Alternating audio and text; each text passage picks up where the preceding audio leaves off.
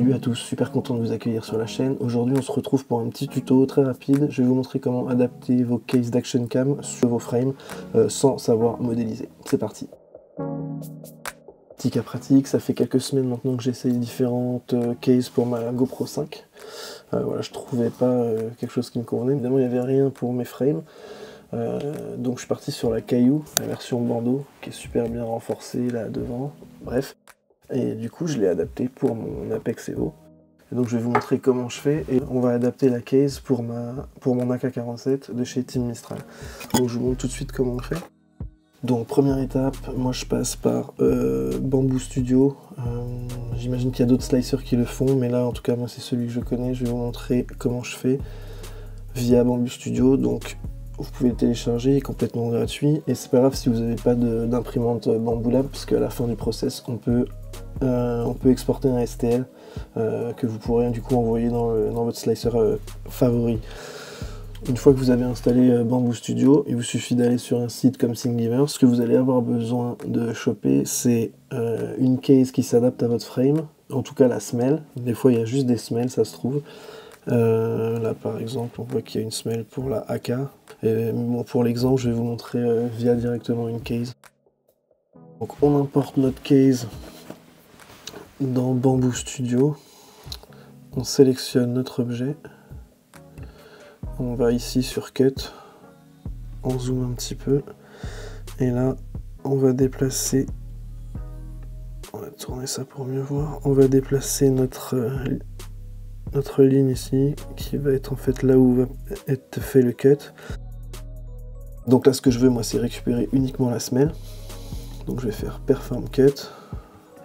Je vais prendre mon case, je vais le supprimer. Ici, je vais importer la case du Caillou. Elle existe avec ou sans strap. Je préfère avec le strap, mais pour l'exemple, je vais vous montrer sans. Donc je l'importe.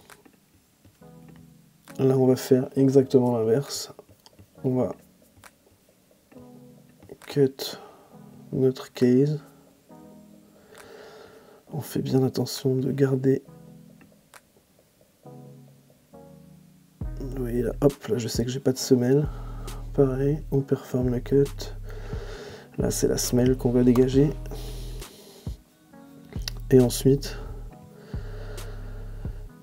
on va assembler nos deux objets. Je vais avec commande sélectionner mes deux objets. Je vais faire un clic droit. Je vais faire merge.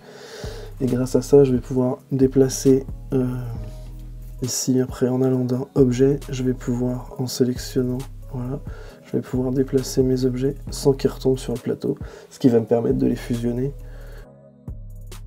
Alors, même pour gagner un peu de temps, on va faire double-clic, on va faire centrer, on va faire pareil sur l'autre. Centrer, là je sais qu'ils sont à peu près centrés, donc là j'ai plus qu'à sélectionner la case pour la faire descendre. Oh là là, on voit que ça va pas aller parce qu'on est sur les trous. Je la fais reculer un peu. Alors faites bien attention de ne pas être trop limite là. Là vous voyez, là c'est trop limite. Les trucs se touchent pas, donc il va y avoir un problème à l'impression. Même là je pense que c'est un peu limite. Moi voilà, je l'ai fait bien fusionner comme ça, en faisant attention évidemment que ça dépasse pas ici, sinon la GoPro ne rentrerait plus. Et donc voilà, soit il n'y a plus qu'à l'imprimer, si vous avez une Bamboo Lab, vous pouvez envoyer directement le slice. Bon là il n'y a aucun réglage qui est fait, mais en tout cas voilà, vous pouvez print directement. Soit vous pouvez sélectionner File, Export, Export All Object as One STL, et du coup vous pourrez à partir de là envoyer le STL dans votre slicer.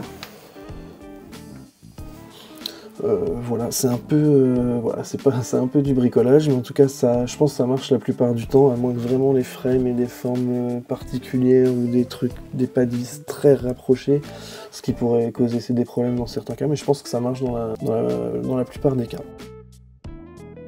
En tout cas, voilà, je voulais vous partager cette petite astuce. J'espère que pour ceux qui utilisent l'Action Cam encore, ça vous sera utile. Écoutez, on se retrouve très rapidement pour d'autres petits contenus, d'autres petits formats comme ça. Ne désarmez jamais. Ciao!